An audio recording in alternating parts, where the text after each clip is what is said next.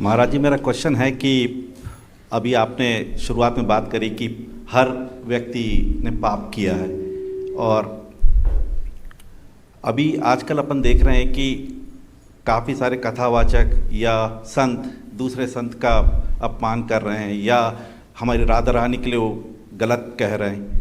तो क्या होता है कि हम तो अभी बिल्कुल इस स्पिरिचुअल जर्नी पे चल ही रहे हैं, तो उनकी कोई भी रील आती है तो हम उसको डिलीट करते हैं, वो करते हैं, तो उसमें भी हम अपना अपराध बन रहे हैं। तो उससे कैसे हम बचें?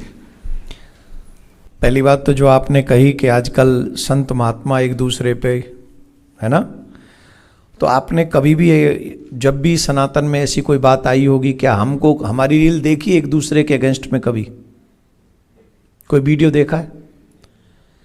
कितना भी बड़ा संतों के ऊपर या कथाकारों के ऊपर या किसी के भी ऊपर कोई बात क्यों ना हो, हम उस बीच में नहीं बोलते। हमारा डायरेक्ट फंडा है, स्पष्ट फंडा है, सनातनियों के ऊपर अपन कुछ नहीं बोलने का है, लेकिन सनातन विरोधी जो लोग हैं उनके ऊपर जब अवसर मिलेगा तो सबसे पहले फ्रंट पे अपन नजर आएगा। ऐसा काफ़ी बार प्रयास किया गया। जब ये चल रहा था सिस्टम तो काफ़ी बार हमसे न्यूज़ चैनलों ने पूछा, हमने कहा नहीं, हम तो इस पे कोई मत देने वाले नहीं। जिसका जो मत है, जिसका जो विचार है, आप अपने आप से लटिए, हम कुछ नहीं बोलेंगे। और ना ही बोला और ना ही बोलने की इच्छा रखते हैं।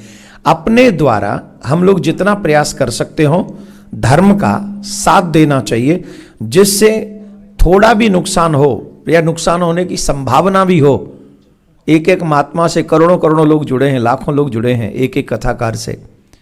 अगर हम उनकी निंदा करें, उनकी बुराई करें, तो उन लाखों लोगों को अश्रद्धावान बनाने का कार्य हम करते हैं, जिससे हमको बचना चाहिए। तो हम तो उसी रास्ते पे चलते हैं।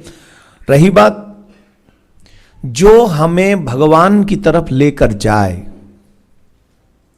ध्यान से सुने, जो शब्द, जो कथा, जो दृश्य, जो श्रवण हमें भगवान की तरफ लेकर जाए, वो सारा ही वंदनीय है।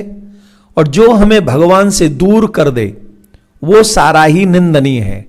चाहे कोई भगवान भी आके कहे कि तुम भगवान की उपासना मत करो, तो कह दो हम तुम्हें भगवान नहीं मानते, हम तुम्हें नहीं मानेंगे, लेकिन हमारे वेद जिसे स्वीकार करते हैं, पुराण जिसे स्वीकार करते हैं, हम उसी मार्ग पर चलकर हम अपने ईश्वर को प्राप्त करने का प्रयास करेंगे। क्योंकि वेद कभी मिथ्या भाषण नहीं करते, पुराण कभी मिथ्या भाषण नहीं करते। मैं एक बार फिर याद दिला दूं, मुसलमानों के लिए कुरान धर्म है, क्रिश्चियनों के लिए बाइबल धर्म है, वैसे ही सनातनियों के लिए वेद और पुराण धर्म है। जो वेद में लिखा है वही सबसे बड़ा धर्म है, पुराण में जो लिखा है वही धर्म है, रामायण में जो लिखा है वही धर्म है। उसे मानने वाला ही सनातनी है। तो जो उसमें लिखा है उसे पढ़ो, जानो, आगे बढ़ो। ओम नमो भगवते वासुदेवाय का पाठ हम लोग करते हैं। तो इसमें भगवते वासुदेवाय, जो वासुदेवाय जो नाम लिया जा रहा है, वो एक तो कृष्ण के पिता हैं वासुदेव, उनका नाम है, और एक कृष्ण को भी वासुदेव बोला जाता है, उनका नाम। तो किसका नाम लिया जा रहा है? ये बहुत सरल प्रश्न है। यहाँ पर आप अपने अगर हम लोग थोड़ा सा भी विचार करेंगे तो भजन करने योग्य तो भगवान श्री कृष्ण ही हैं। तो ओम नमो भगवते वासुदेवाय, भगवते का मतलब यहाँ नारायण का स्मरण है, श्री कृष्ण का स्मरण है। यहाँ पर वासुदेव जी का नहीं है। वासुदेव जी माने श्री कृष्ण के पिताजी का नहीं है, श्री कृष्ण का ही है, नारायण का ही है। परंतु अगर आप ये भावना भी रखें कि वासुदेव जी का स्मरण कर रहे हैं, तो कृष्ण के पिताजी का भी स्मरण अगर आपके मन में आ गया तो ये बहुत बड़ा पुण्य होता है। दशरथ जी कहने से एक बार, राम जी कहने का जो फल है उतना ही फल एक बार दशरथ जी के नाम उच्चारण करने का है, क्योंकि राम जी के पिताजी हैं वो। वैसे ही कृष्ण जी के पिताजी वासुदेव जी हैं।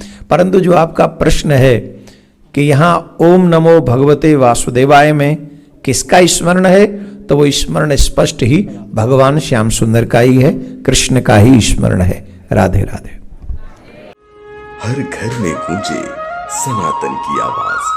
वीडियो को लाइक करें, शेयर करें और चैनल को सब्सक्राइब करना ना भूलें।